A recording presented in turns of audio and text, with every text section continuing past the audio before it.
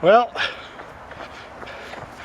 New Year's Eve, we're running on the canal again, only a different part. The boys are heading out. We're on the 1.5-mile section from the beginning, Burdick Street. It's a nice section. It's a little prettier than the other section. It's more woods and more roads. But it's kind of usually crowded, but we're here at 4 o'clock New Year's Eve, so I'm assuming there won't be as many people. So, all right, we're gonna get running. We'll let you know how it is. The temperature is around 37, 38 degrees. Dakota was giving me eyes like he didn't want to run, but I think he's psyched now that he's here. So, all right, let's run. Oh, we started out too fast. And I'm winded. And there's people on here that I have to heal the dogs since they're free and make sure that they don't bother them. But this is a much prettier part of the trail. This is what's called a wide waters parking lot for canal boats in the old days. Right up ahead is a aqueduct over a river, and the boats can only go through it one at a time. So they might have to park and wait to get through the aqueduct. This is the aqueduct. It's been modified. So, because the Great Big Canal doesn't go through it, it's got one tiny little channel still that they built so you could canoe through it. But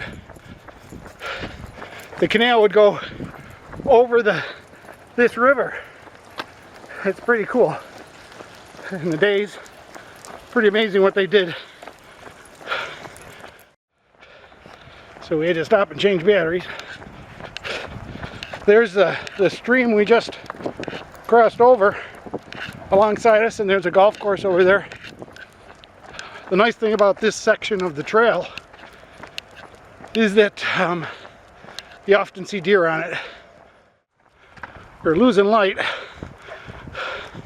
The other thing this section of the canal trail has, it has a few little bumps. I call this a bump. It's a place where a driveway comes in, and for about 25 feet it's an uphill run. But you know, it adds a little change. You know, you get into a rhythm, and if you run races or run with groups, you don't usually run all flat. So this is kind of nice. You go up, and then there's a little section here that goes down. So after doing that, you have to re-get your pace so that you can keep running and get back into your run, which is kind of nice. But probably won't have any more video out here. The sun is gone, it's getting dark, and I put new batteries in the camera, so it actually is amplifying the light quite a bit. But okay, we'll see you back at the house. So we got back and did some stretching, took a shower, got cleaned up. I changed clothes because I decided I looked too fat in running clothes.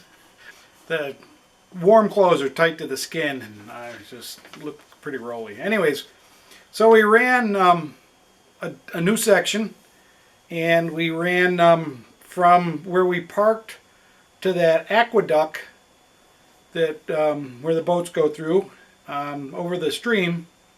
That is just about a half mile. So that's and we went about another 3/4 of a mile past that. So we did about a 1.33 miles one way and then turned around and came back. So we did 2.6 miles, which is pretty good. Felt pretty good. I did want to say that as I was coming up to that aqueduct, so that's about a half a mile into the run, my knee began to feel very stressed, kind of squishy and unstable. And I kind of felt like if I put any weight on it, it would kind of collapse. Now, I've run in the past, so I know my body pretty well, and I don't really have any knee problems. But I just slowed up a whole lot. I didn't stop running. I didn't walk. I just slowed my run. I mean, maybe I was walking and it looked like I was running, but it went away after, I don't know, 20 or 30 steps. And maybe I had, I don't know what you get. I don't know if you can get a wrinkle in your meniscus or something like that, but it was like I had jello in my knee, and then it kind of worked itself out. So I just wanted to say to you, if you're a beginner and you don't have any real good experience, never do anything that causes you pain. But if you have funny feelings in your ankles or your knees or things like that, just slow up a whole lot and let your body give it time to adapt. You can walk, or you can try to run as slow as you can. If you noticed on the video, I started out way too fast, and before I did a half a mile, I was cooked. I mean, I was out of breath. I had to stop and get breath, and then I started walking. But that's what happens. You gotta find your pace, get your speed, and learn your body. Even on that flat canal that is paved, there's some crown to the asphalt, and if you run on one side or the other, one foot's up above the other one as you're running, and that can make a difference on your knees and your ankles and stuff like that. So be real, pay attention to that stuff. Like I said, sometimes the nicest place to run is around the track at the high school, or around the athletic fields at the high school. And then when you don't necessarily run for distance, you run for time. You see how long you can keep running. And if you can run for 30 minutes straight, that's a pretty good run. And when once you start doing that, then we'll talk about maybe gaining speed, building your speed. But right now, probably the first 100 runs should be just building your endurance and your stamina and getting your body used to running. Take it very easily, very easy. Enjoy your runs. You'll just push yourself too hard and you'll find you don't like running. Enjoy running. After a while, your body will say, this is a lot of fun. And then you'll learn when you're overdoing it, and you'll say, I overdid. And you'll accept that as something that made it bad. So anyways, if you're new to the channel and you haven't subscribed, please subscribe. If you're keeping up with the channel, give me a thumbs up so I know you're there. Thumbs up and comments do a lot for a YouTube channel.